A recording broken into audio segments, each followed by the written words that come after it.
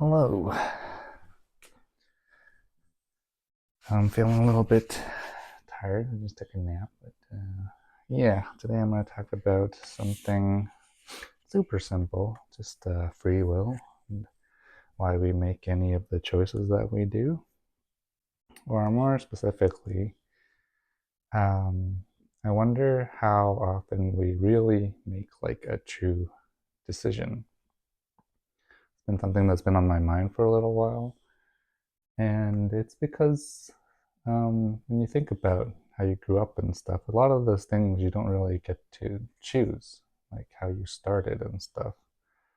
So those kind of teach you patterns and how you end up becoming and the things you sort of lean towards. So it made me think like how many real decisions did I ever make in my life? And it's kind of surprising. So start off with this question: who are we right now? And that's a good starting point because, things kind of led up to some point where you are in your life right now. So it's good to start there and know who you are. So I'm like a 40-year-old Vietnamese, Chinese, living in BC, software developer, doesn't really like his job, thinking about making changes, trying to push himself to do other things. I've done creative things like photography and wanted to be a filmmaker. I've also played guitar. I've like tried producing music. I write. I read about psychology. Studied psychology and computer science, things like that. Um, but all of these choices I made before kind of like led me here. It was kind of like I think of it like kind of like a train track. But how much of that was really actually my choice?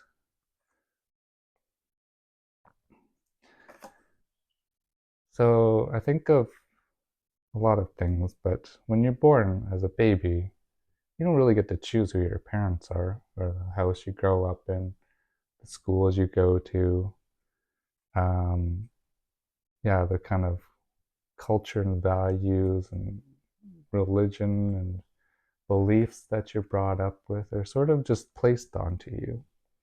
You end up just becoming part of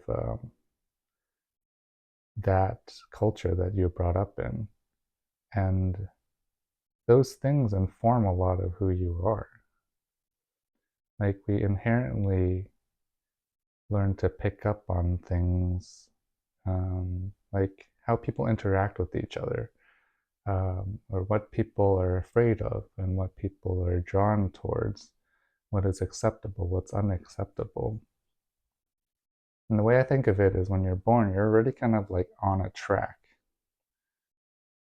And you really can't get off. You're just following along the track that's been given to you that other people are laying down for you. They will tell you um, that you like should be doing these things and you shouldn't be doing those things.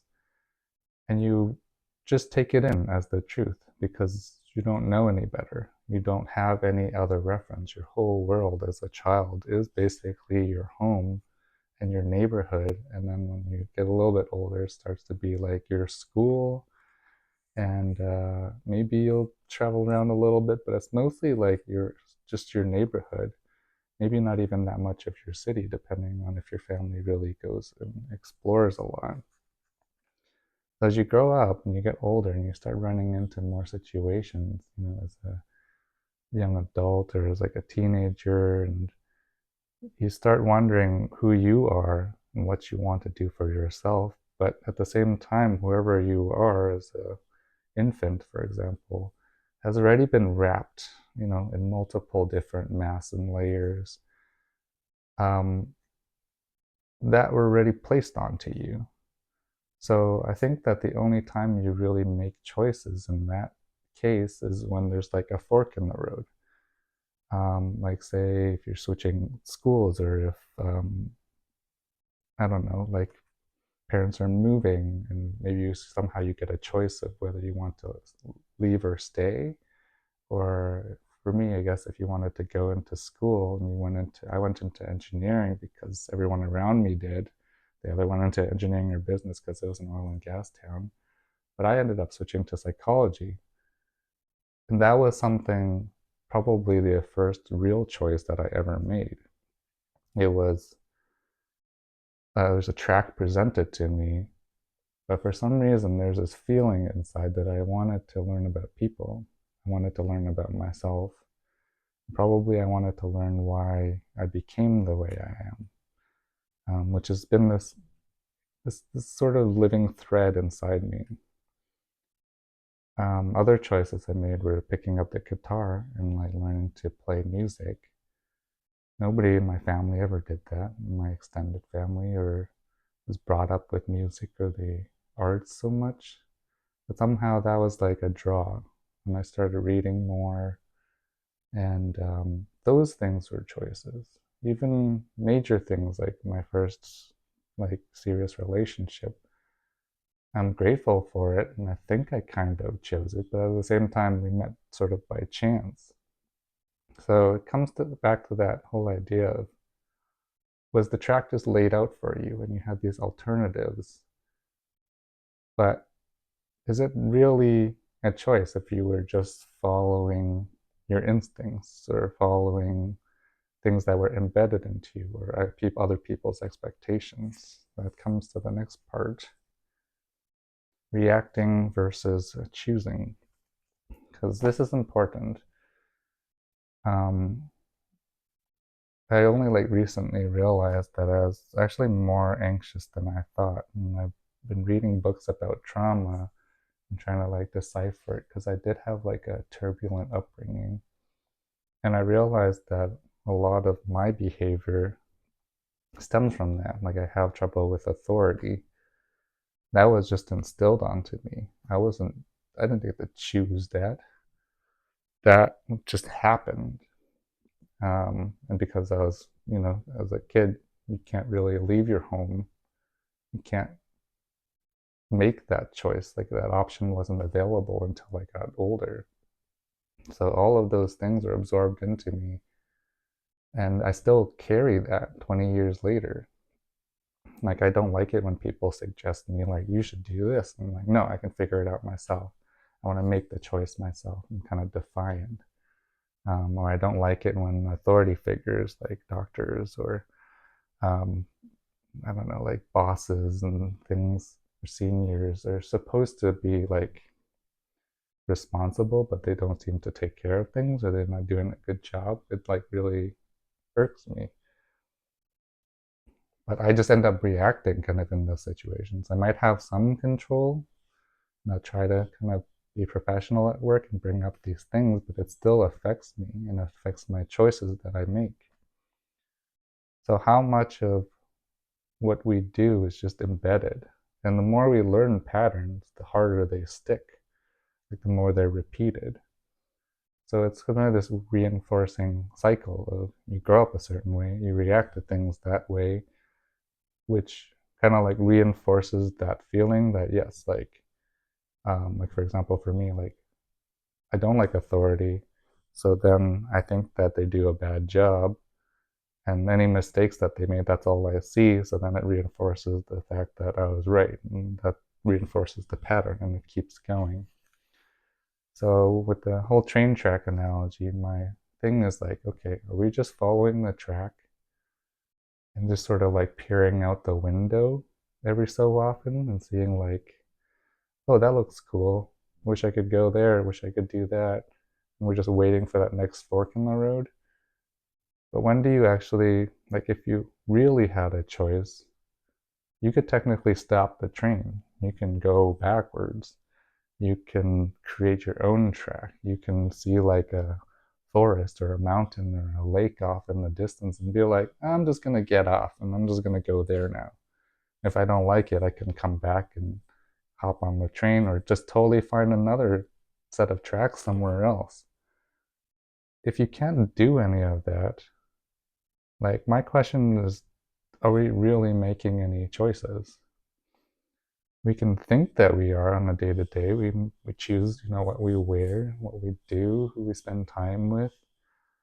Um, uh, but it feels like those are just tiny things, and even those are habitual. Like those are reinforced by, say, for me, for example, I used to binge eat like chips if I was stressed, or go get like a fried chicken meal or something, like heavy and greasy, or cookies. And I had little control over that until recently, until I started to manage my stress. So again, it's like, how much are you just reacting to things? So yeah, talking about binge eating and stress eating and how we deal with stress, that's very important. That's like your relationship to yourself, but like in life, you can't help but be stressed. So if those patterns are like self-reinforcing and you just keep repeating them, they just become harder and harder to break. So I think that's the first step in like really understanding if you're just falling into like a cycle of behavior versus like actually making a choice. Um, by default in psychology, like our brains naturally work to reduce your mental load. Like the whole point of practicing and training anything is that once you do it enough, it becomes automatic. It doesn't require so much conscious effort because that's like expensive. It's costly to like, I guess I think of, if you're thinking of trains and vehicles, it's kind of like a gas and a brake pedal. Um, it costs energy to do both. So when you're trying to figure out if you should do something, you're like constantly like, wait, maybe don't do that for now, and maybe like try this a little bit more. So you're constantly going back and forth. Like say when you're learning to walk or to speak, you have to like think a lot about what you're doing. Or if you're learning to drive a car, you have to be aware of the roads and how everyone else is driving and whoever's teaching you and all the signs. And it's overwhelming. But once you do it for a while, it becomes automatic. But that's the same. The same is true with all of our bad habits and the sort of patterns just instilled onto you. So if you don't recognize you even have those patterns, you don't even know you're falling into that trap. So a lot of us, I'm sure, like me for sure, have this voice inside our heads, or unless you don't even have a voice in your head, um, that tells you like things. It's like mine prepares me for worst case scenarios. It's kind of like, oh, something is happening. So you have to like prepare this argument, and you have to do these things. And if this happens, then you defend yourself in this way and you bring up these points. And it's like preparing. Or sometimes we have these voices that tell you like, why are you doing that? That's not a good idea. Um, you shouldn't be that way. You should be better. You're not a good person. You're not good enough. That sort of thing. But I realized that all of that is related to those patterns that we inherit. Like for me, it's very much growing up in a troubling household that I always had to be like alert. In the psychology terms, they call it hypervigilance, which means if you sense danger, your alarm goes off, and you're like, okay, you gotta look around. You gotta figure things out. You have to pay attention because something dangerous might happen. So you have to be on alert. But if that happens constantly, your alarm's always on. You're always paying attention to it. You're always preparing for something to go wrong. And that voice inside your head adapts to those patterns. So I started recognizing that happens.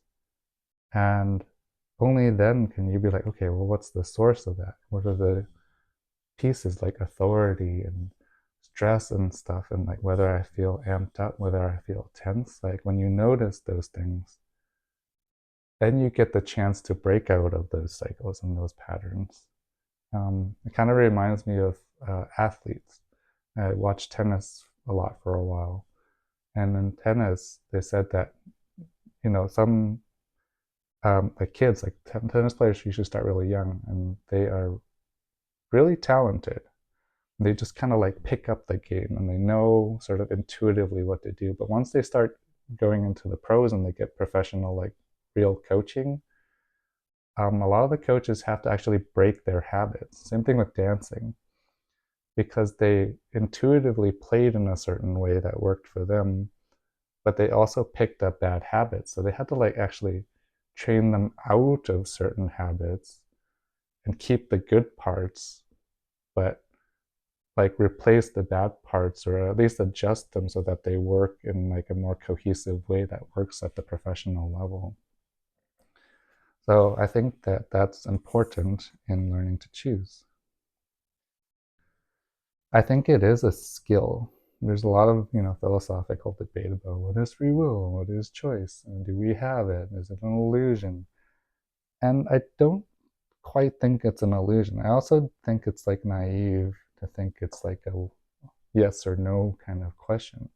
I'm starting to believe it's more of a spectrum, like because it's a skill and it's like anything else that we learn, like those patterns. You have to practice to get better. And going back to those tennis players, if they never break out of their bad habits, they kind of get stuck at a certain level. They can't progress because the pros like they play at a different level and you have to pay attention to different things. And there's also like the in high, that's I guess it's like a strange world, but it's like when you're playing professional sports or anything, I guess, dancing, acting at a certain level, there's a lot of pressure. They have to also like manage that pressure. So I think a lot of it comes back to like, yeah, understanding um, those patterns so that you can change them.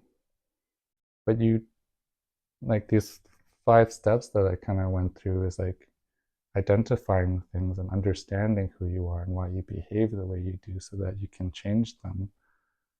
That doesn't come naturally. Like if you grew up, I guess I've been talking about growing up and inheriting things. If you grew up in a way where nobody told you that that's how kind of like your brain works and why you learn certain habits and behaviors, and people who raised you in the world around you don't have those skills, how can you learn them yourself? So I think that the whole free will debate is sort of a misnomer because it's really like, as a weirdly enough, as a baby, you kind of have more choice even though you have less skills because none of those expectations and sort of constraints and values and beliefs are actually instilled onto you. So you kind of just act based off of how you feel at the moment. But once all of these things are piled on top of you, you don't learn to take them off. We learn to just sort of like squeak through, like I said. And when we try to find those kind of milestone choices, those forks in the road where the tracks deviate, that's like where we think we make our choices. But the true like free will, like I said, is to be able to get off of that track entirely. And in order to do that, you have to recognize these things. You have to do the work. You have to be like, wait a minute, I'm on a train. Or I guess David Foster Wallace is like, oh, a fish has to recognize that they're in the water. Or Neo's in the Matrix. Like, until you realize that these constraints are placed on you, you can't shed them off and do otherwise. You'll just feel stuck in this pattern and keep questioning to yourself why you can't get off the track when you don't even realize you're on a track in the first place. Um, so, yeah, I think that comes to the end of the video here, but the whole point is saying you have to like learn to make choices. It's not given to you. And it takes a lot of hard work.